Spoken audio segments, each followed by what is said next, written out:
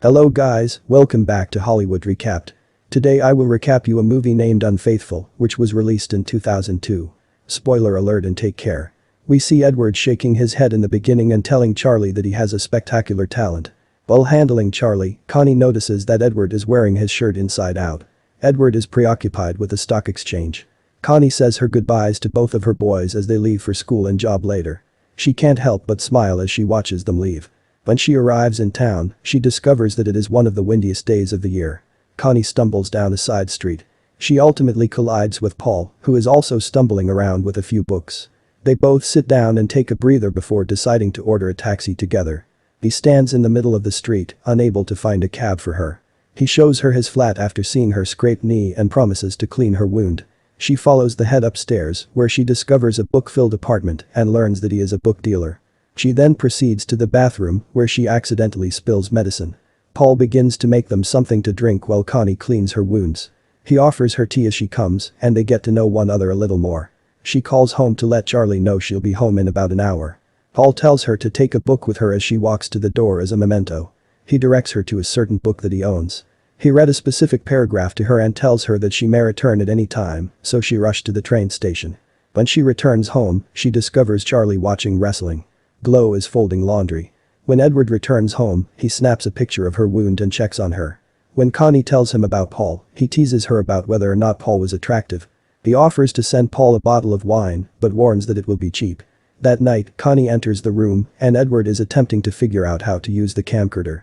He records her while she plays around, and she soon sees how happy he is to share his life with her. Suddenly, Charlie pulls him up because he can't sleep. Charlie wakes Connie up the next morning because he can't find his lunch. She takes the book she received from Paul when he leaves. She climbed the stairs to Paul's room. She even finds his phone number on a card in the book. He was well aware of his actions. She dials Paul's number after introducing herself. He keeps an eye on her. She eventually agrees to come over for coffee with him. Paul walks her over with his smooth French and awful coffee once they arrive. Connie thinks it's time to leave after the two of them end up holding hands for a short moment. She plans to surprise Edward by going to his office and showing him a sweater she got for him. He checks in on her day after taking care of some business, but he senses something is up with her.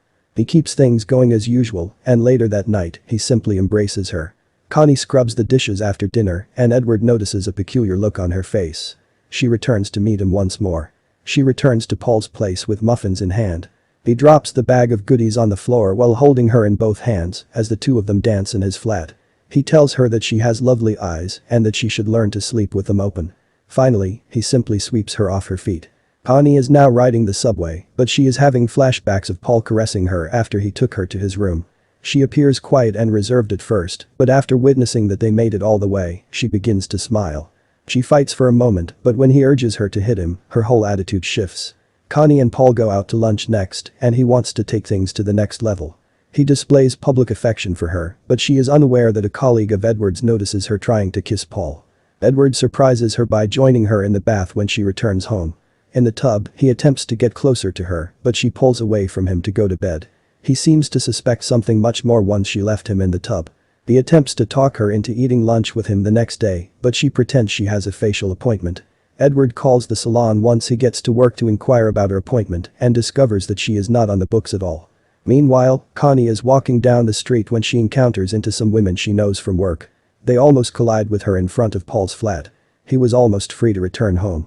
Connie calls Paul from the cafe phone and ensures that he will wait for her when they get at the cafe. Paul really enters the cafe and takes a seat at the bar. Connie follows Paul to the bathroom, where the two become intimate. Her friends notice her hair is out of place and her button is undone as she returns to the table. They also said that affairs always ends in disaster. Connie considers the idea of ending things now when she visits Paul's flat. But Paul has no such visions, and he allows her to express her worries. He undresses her, but the two of them end up in each other's arms. Meanwhile, Edward summons the coworker who noticed Connie and fires him. This person makes a passing remark about looking into things. Following this, Edward hires a private investigator to follow Connie around. We are seeing that Connie isn't managing things as well as she typically does at home. She eventually apologizes for the pieces that aren't quite up to standard.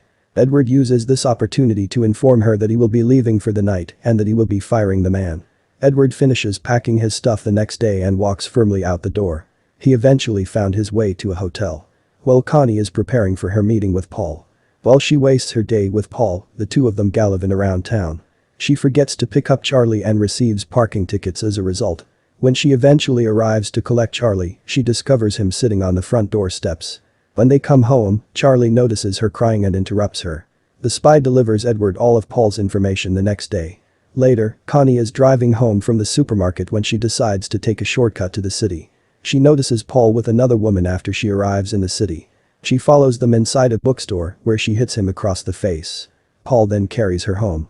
After accusing him and following him to his residence, things become hot and heavy once more. In the street, he notices Edward. Edward sneaks into the complex while Connie sneaks out. He knocks on Paul's door and confirms that it is actually Paul before entering. The two men share a drink and he proceeds to inquire about how they came to meet. Edward begins to collect additional information about their mutual interests. He discovers that the two of them talk about him and Paul holds him responsible for her life. As Edward walks about the apartment, he contemplates all the places where they could have done it. Then he notices a snow globe that Paul got as a gift from Connie. He gets emotional as he says that he gave her this as a gift. Edward can't take it anymore and begins to feel ill. He hits Paul on the head with the snow globe, causing blood to pour from the top of his head. When he falls into a stack of books, now there's a dead man in the room with his devastated husband. Edward is now starting to grasp what he's done. He rushes over to the table and covers Paul with a sheet. He picks up the phone and begins to dial a number, but after another glance at the dead body, he hangs up. Edward begins wiping his fingerprints from any surface he remembers touching. He takes the snow globe apart and cleans it. Connie calls and leaves a message about how she has to end things with him as he begins to drag the body away. Before Edward leaves, he deletes the messages left by Connie. The elevator becomes stuck when he drags the body out wrapped in a rug. He pulls the gate open while he and the body are still on it. He is able to lift the body to the ground. He gets to his car, where he puts the body in the trunk. He then proceeds to Charlie's play school. Edward enters the bathroom to change his clothes and wash the blood away. He can't seem to calm himself down when he finally gets to sit with Connie. She takes his hand in hers and pulls him close. Edward, on the other hand, can't seem to see her in the same light. Someone runs into Edward's trunk when they go outside to leave. Edward returns to the dump yard later that night, attempting to dispose of the body. He showers and lies down next to Connie when he returns home. Everyone appears to return to normal in the morning. Edward does not appear to be in good condition, as per Connie. He begins to interrogate her about what she wants to accomplish with her life in order to be happy. She tries to reassure him that she is just like the current situation.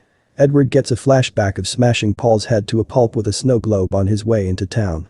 Later, cops arrive at the residence and inform Connie that Paul's wife has filed a missing person report. When the cops realize they're not going to get anything out of Connie, they leave. She then proceeds to throw away the book that Paul had given her. Charlie informs Edward later that afternoon that the cops had been at their home. Edward attempts to inquire as to why they would talk with Connie about it. He dislikes the fact that she continues to deceive him. Their family arrives for Thanksgiving dinner later. Bulldozers are smashing into the dump around Paul's remains, as we can see. They eventually carry Paul's body to the surface and the cops return to their home. They decide to question Connie further about her relationship with Paul. Edward ends up lying with her to help cover his tracks. Connie goes into town to pick up dry cleaning after the cops leave and she discovers the spy's envelope. Connie can't seem to look at Edward the same way when he comes home. Friends arrive for supper that night and she discovers that the snow globe she gave to Paul has restored to the windowsill. Connie walks out after the visitors have left and asks Edward what he did to Paul. Edward flips the situation around and asks what she did to him was not good at all. He later admits that he never intended to kill Paul. Instead, he intended to murder Connie. Now Charlie enters Connie's room to inform her that he has been in an accident and she uses this opportunity to comfort him that she and Edward both love him above all else. Edward plays the piano with Charlie the next day as Connie goes through a scrapbook of their wedding. Soon, sirens can be heard and Connie and Edward exchange panicked looks.